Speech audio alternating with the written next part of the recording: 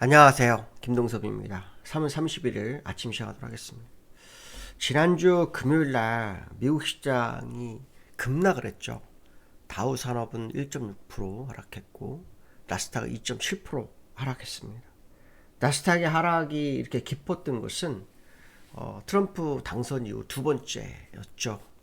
근데 결국 하락은 트럼프 대통령의 관세 정책에 대한 불확실성, 이게 이제 위험 자산을 회피하게 하는 그런 흐름을 좀 보이고 있다, 이렇게 보시면 됩니다. 트럼프 대통령이 4월 2일부터 관세 정책을 핀다고 했죠. 사후관세를 한다고 했습니다. 4월 2일까지 이제 이틀이 남아서 다가오는 시간이 짧아지니까 이제 불안감이 커진 거죠. 왜냐하면 그 사이에 트럼프 대통령 관세의 강행에 어떤 의지를 펴락했다가 중간에 유연성을 발휘하겠다 했는데 결국은 관세가 진행이 되거든요. 그러니까 트럼프에 대한 어떤 갈팡질팡하는 어떤 그 의지에 대한 부분이 시장을 이제 불안으로 이제 끌고 가는 그런 상황이 되고 있다, 이렇게 해석이 되고 있는데요. 거기다 지난주 금요일 날은 그 지표가 발표됐어요. 2월 개인 소비 지출이 발표됐는데 전년 동기 대비 2.8%가 나왔고 전월 대비 0.4%가 나왔어요. 전문가 예상보다 좀 웃도는 그런 상황이 났는데요. 이 소비 심리 지수는 또 나빠졌어요. 이게 개인 소비 지출은 이제 소비 심리가 나왔는데 소비 심리 2022년도 9월 대비로 최저치가 됐어요. 그러니까 이 사람들의 심리가 나빠졌던 것은 소비가 그만큼 안 좋다라는 얘기거든요. 미국 그 경제 그 소비의 비중이 엄청 크거든요. 이 서비스 이쪽에. 그런데 이게 안 좋아졌다라는 것은 경기 침체 우려를 또 가져올 수 있어요.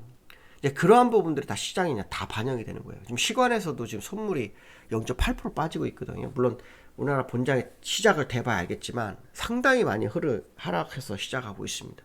그러니까 지난주 금요일 플러스 뭐 또 문제가 생기는 거죠. 또 오늘 위클리 만기가 또 있어요. 위클리 만기만 되면 우리나라 시장은 정말 어렵거든요.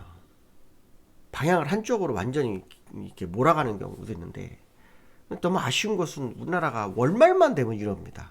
지난달에도 2월달에도 말일쯤에 그랬고 1월달에도 말일쯤에 이 모습이 나타나는데 오늘마저도 또 월 말에 또 밀리면서 월봉에도 변화가 생길 것 같습니다. 월봉이 계속해서 양봉이에요. 근데 오늘 하락하게 되면은 이 월봉이 양봉에서 음봉으로 바꿔날 수가 있거든요. 근데 이게 왜 이런 모습을 보이는지 알 수가 없습니다. 사실 미국의 관세 정책은 거의 결정이 나 있어요. 그렇기 때문에 이제 이 정도 되면 시간적으로 되면 시장이 물론 뭐 관세 정책 펴서 그 이후에 뭐 경제 상태가 어떻게 되는가 이런 걸 봐야 되겠지만 불확실성은 제거가 되는 거거든요. 4월 2일이 지나면 이제는 관세가 시작되는 거기 때문에 그 부담감을 떨쳐내야 되는 상황이기 때문에 가면 갈수록 오히려 시장은 안정이 돼야 한다고 판단하는데 생각지 못하게 좀 많이 밀리고 있다, 이렇게 보면 됩니다. 이게 왜 그러냐면은 지표가 나빠지는 거예요. 지표가 나빠지게 되면서 경기 침체까지 올 거다라는 불안감이 형성되는 거예요. 그러니까 스태그플레이션, 그러니까 인플레이션은 올라가고 경기는 침체되고 이런 상황이 올 거라는 불안감이 확산되는 거예요. 그렇게 되면은 연준이 금리 인하를 못 해요. 인플레이션 있으면 연준은 금리 인하를 못 합니다, 절대로. 그러니까 침체가 안 와야 되는데 이런 상황이 오면은 문제가 된다는 거, 시장이 이제 위험을 느끼기 시작한 것 같다, 이런 생각이 들거든요. 근데 또 트럼프 정부는 무슨 생각을 하냐면 경기 침체는 있을 수 없다는 얘기를 합니다. 진짜 일시적인 현상이다, 이렇게 생각하는데 절대 그렇지 않을 거라는 거죠. 연준 입장에서 지금 난감한 상황이 된 거죠. 금리 인하도 못하고 또 그렇다 그래서 이거를 가만히 두고 볼 수도 없는 상황이고, 그거를 트럼프가 뭔가 해결을 해야 되는데 그럼 트럼프는 최소한 인플레이션을 양산하지 못해요. 그러니까 지금 연준은 어떤 생각을 하고 있냐면 4월 2일 날 실제로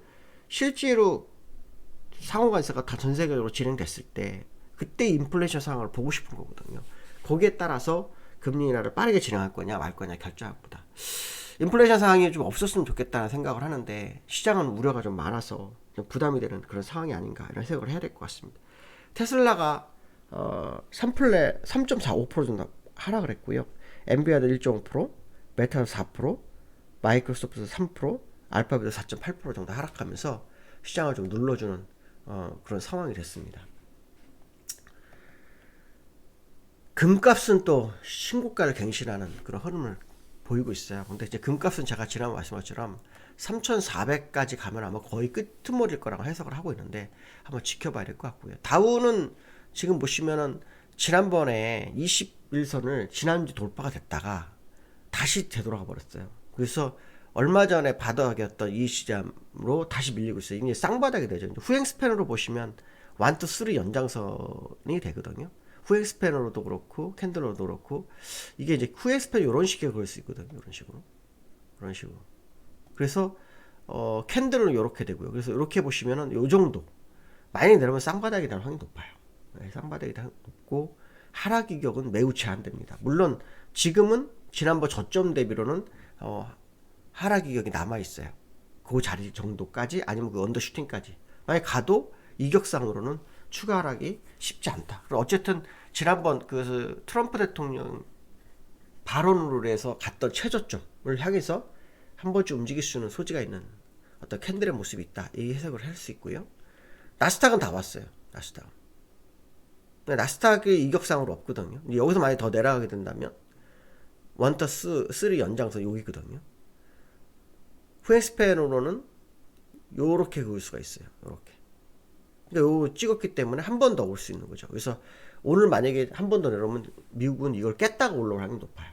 이전 저점을. 대신에 후행스팬으로는 이격이 없죠. 그렇게 되면은 오늘 밤이 미국이 저점으로 마감을 하는지가 시장의 관전 포인트가 될 거다. 뭐 이런 해석을 해볼 수 있을 것 같고요. 그 다음에 엔비디아를 보시면 똑같은 차트의 모습이죠. 나스닥하고 엔비디아가 얼마 빠지진 않았지만 비슷한 모습. 그 다음에 테슬라가 좀 많이 남아있죠. 오히려 테슬라가 약간 강한 모습입니다. 물론 저점에서 많이 빠진 거에도 올라온 부분이 강해 보이는 거예요. 전체적으로는 엔비디아가 더 강한 차트지만 어쨌든 이평선상으로는 22선 밑에 떨어지지 않았거든요. 그래서 오늘 이것도 이 저점까지 오는지 아니면 그냥 양봉으로 가는지 한번 확인해야 되겠죠. 근데 테슬라는 아시겠지만 뭐 자동차 관세에서 오히려 이득이 있다 뭐 이런 식의 어떤 해석이 좀 있기 때문에 또 다를 수 있다 이런 해석을 해야 될 것 같고요. 금값이 지금 올라왔어요. 그렇죠? 3,114불까지 올랐어요. 월봉상으로는 제가 지난번에 막 이런 식의 차트를 좀 그려드렸을 거예요. 그렇죠? 이렇게. 그래서 여기가 지금 3,200불이에요. 그래서 3,400불 정도 가면 정말 잘 가는 거고요. 만약 200불 정도에서 끝날 수도 있습니다. 여기 이 차트가 좀 다르네요. 이 차트를 한번 봐볼게요. 이 차트를 보시면 금값이 월봉으로 이렇게 좀 다르죠. 제가 이렇게 그었었네요. 좀 아까는 이렇게 그렇죠? 이렇게 거의 다 온 거예요. 3,100불대인데 114불인데 저는 3,400까지 봤었거든요. 그러니까 거의 뭐 그 정도 슈팅을 주면 그 정도까지 정도로 보시면 뭐 큰 무리 없지 않을까. 뭐 그런 해석을 해야 될 것 같고요. 그 다음에 삼성전자가 지난주 월봉상으로 굉장히 이뻐졌어요. 오늘 어떻게 끝나요? 오늘 지금 삼성전자 시간에서 한 1.6% 또 하락해서 시작하거든요. 6만원 깨져서 시작하는데 이 삼성전자 일봉으로 보시면 지금 여기거든요. 양봉이 나오고 있어요. 지금 시작해가지고 지금 2.8% 하락했다가 낙폭을 줄이고 올라오거든요. 이게 이제 오늘 어떻게 끝나는지 봐야 됩니다. 왜냐면 이제 200일선까지 가지 못했다라는 거죠. 특히 외국인들이 계속 매수하다 지난주 금요일날 150만 주밖에 안 팔았어요. 그러니까 지금 이거로 봐가지고 말이 안 되는 거거든요. 그래서 오늘 삼성전자를 그동안 이 저점에서 받아주던 아이들이 조금 팔아갖고 제자리로 간다? 그러면은 그동안 연기금은 먼저 매매하고 연기금하고 기타 연금에서 매수했던 그 애들 입장에서는 많이 바보 된 거죠. 바보가 된 상황입니다. 그래서 저점 매각에 대한 어떤 매수에 대한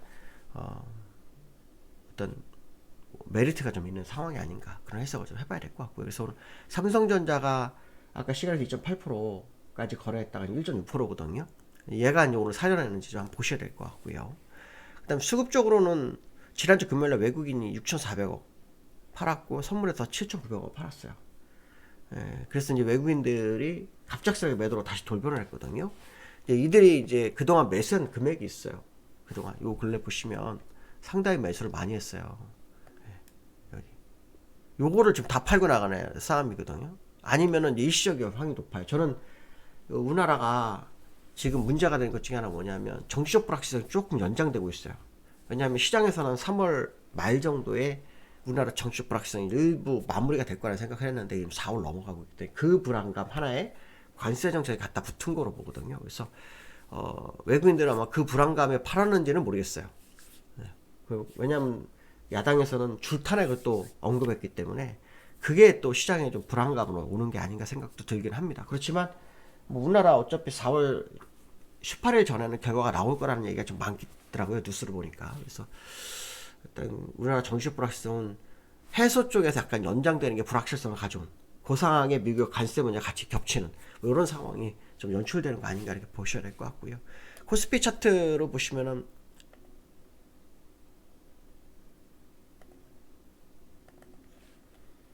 60일선이 일단 이탈할 것으로 보입니다. 그러면 여기서 사를 해들으면 바보 된 거죠. 그러니까 지금 이게 말이 안 된다고 한 거예요. 좀 기술적으로 외국인이 여기서 샀는데 얼마 팔지 않았고 여기 다 가버리면 얘네는 무엇하러 매매했느냐 그 얘기를 하고 싶은 거였던 거거든요. 그래서 오늘 월봉상으로 지난주에 약 0.9% 상승으로 일단 마감을 했어요. 근데 오늘 지금 빠지면은 이게 윗꼬리가 생기 음봉이 생길 수 있거든요. 근데 종가상으로 봐야 됩니다. 왜냐하면 추세선은 우상향이기 때문에 아직 깨진 건 아니거든요. 그래서 그걸 한번 확인해야 될 것 같습니다. 오늘 여기까지 하겠습니다. 감사합니다.